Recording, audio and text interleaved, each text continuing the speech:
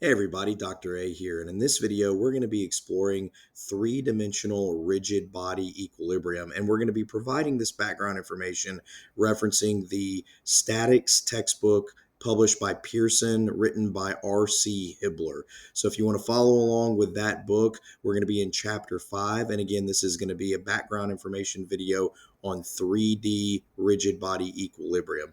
But before we dive into it, don't forget to hit like and subscribe and be on the lookout for other content like this. All right, let's get started.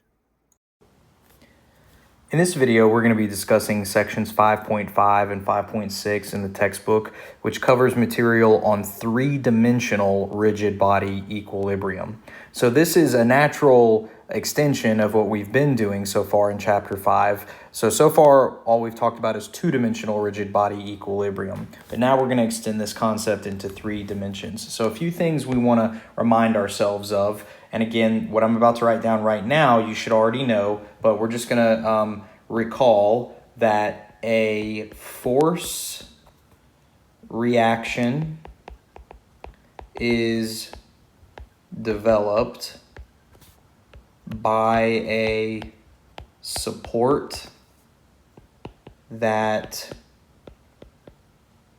restricts the translation of its attached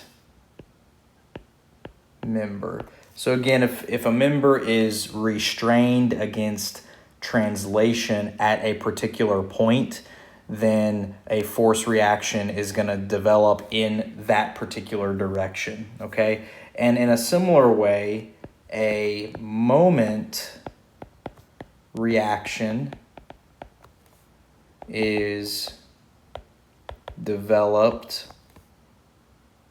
by a support that restricts the rotation of its attached member. And again, that's going to be in a particular direction. But again, when we're talking about moment reactions, since that's a rotational reaction, that's going to be a restriction from rotating about a particular point or axis, okay? So these definitions are pretty much the same as what we've dealt with in 2 dimensions, except now we're extending to 3 dimensions. So in 3 dimensions, we're going to have the following. So for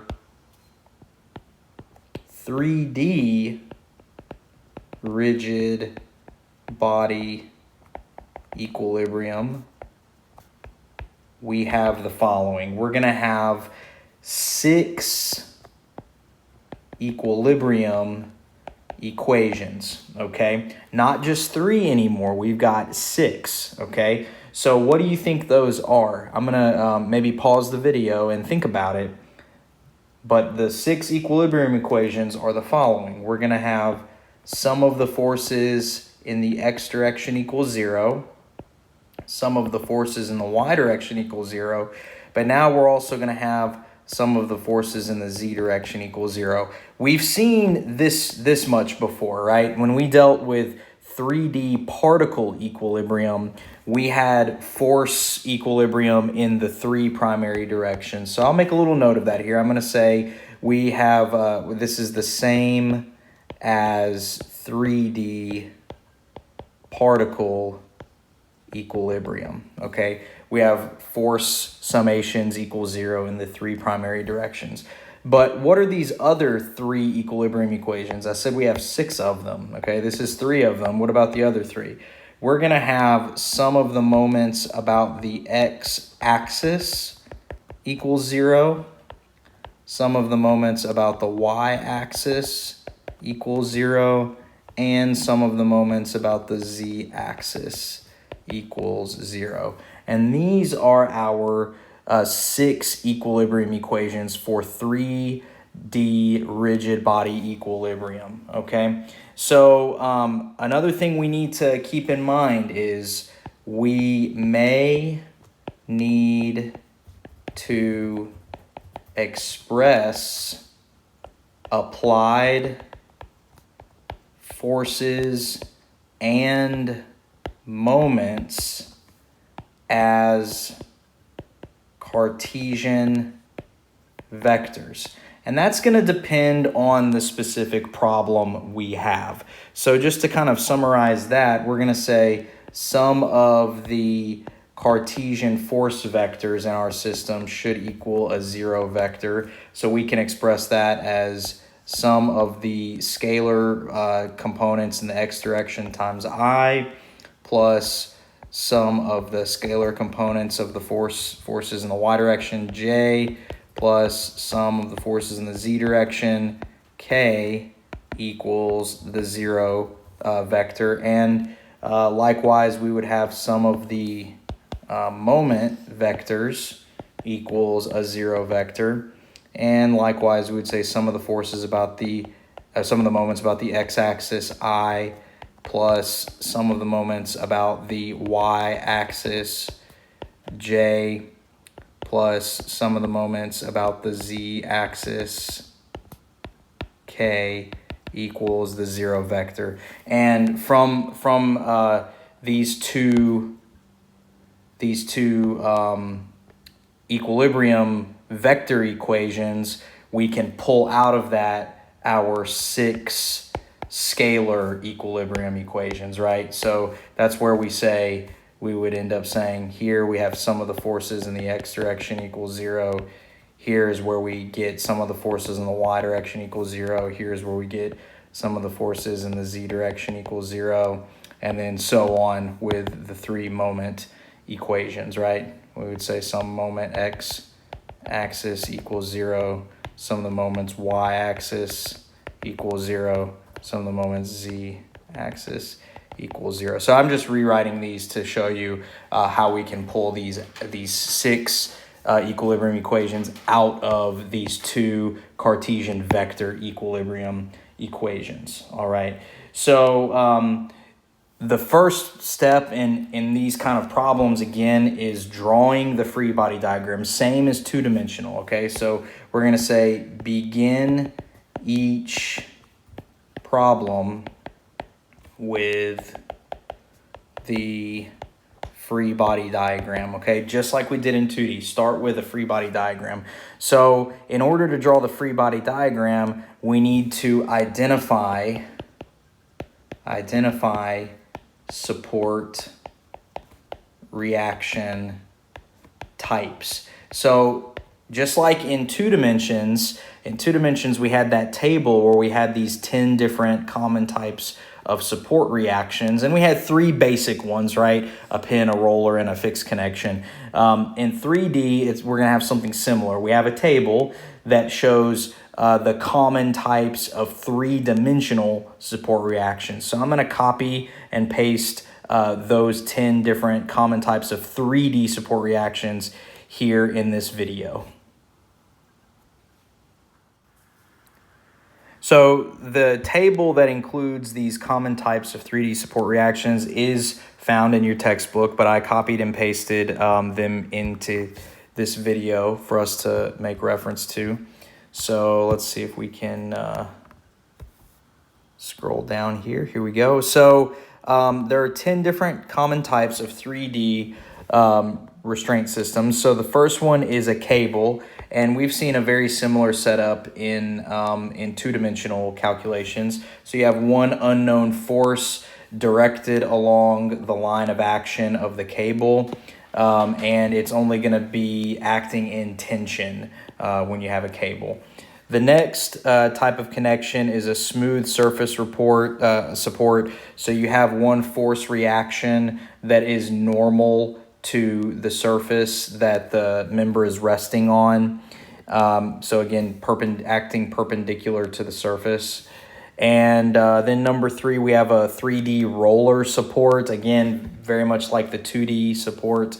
You have one unknown force reaction that develops perpendicular to the surface that the roller is acting on. The fourth common type of support is a ball and socket type of support. So we see that here. Now, maybe pause the video and think about it, but what is this essentially the same thing as? What is the two-dimensional counterpart of a ball and socket?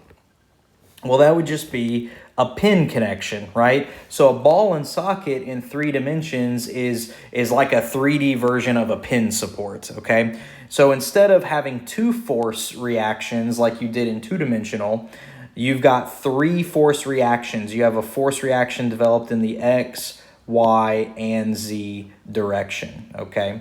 And these are 3 mutually perpendicular forces. That means that each one of them is perpendicular with respect to the other 2.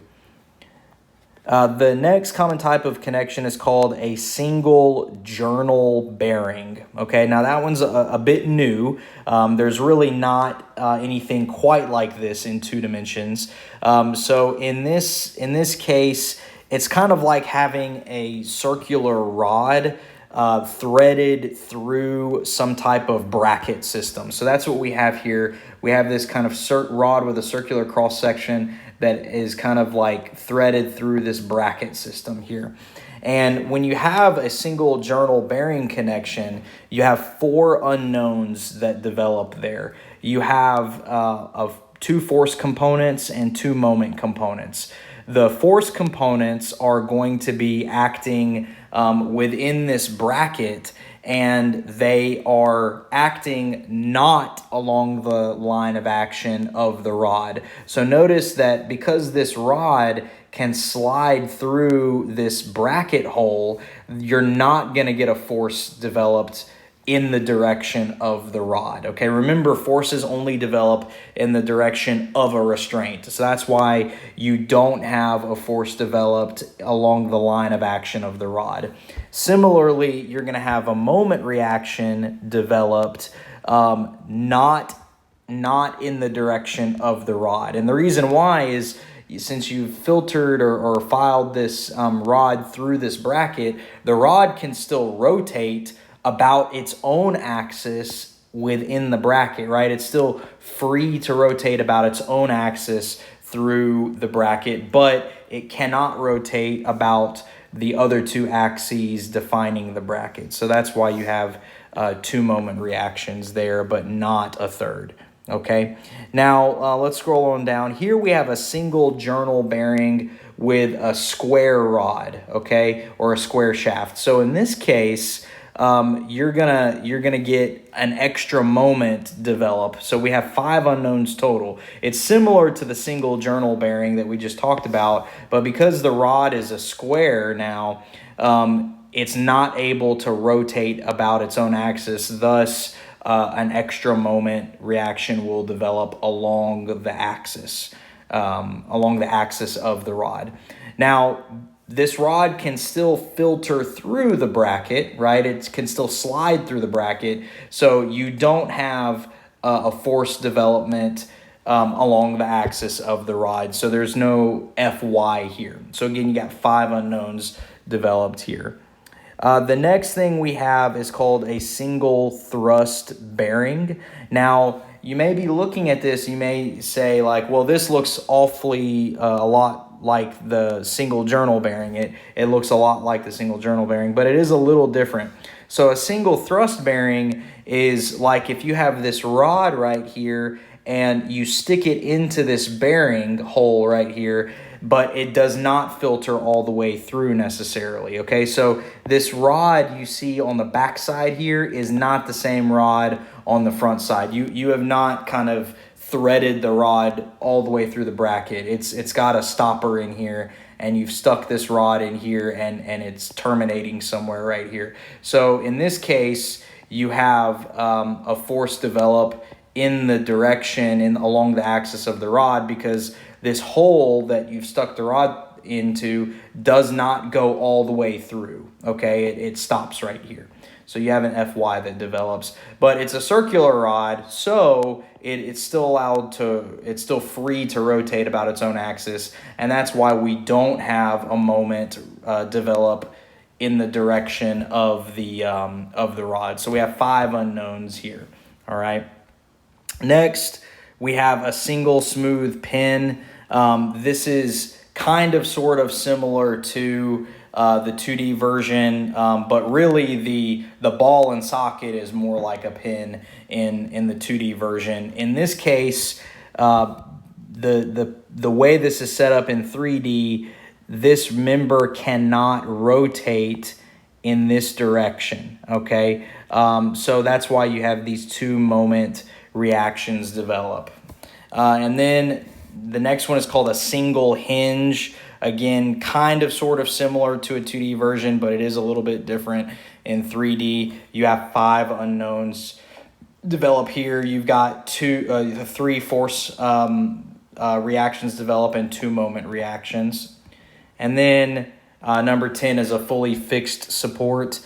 So this is a lot like the 2D version, except because it's 3D, you're going to have 6 unknowns, right? You have 3 force unknowns and 3 moment unknowns. All right. So if you notice, all of these supports either have somewhere between 1 and 6 reactions that develop.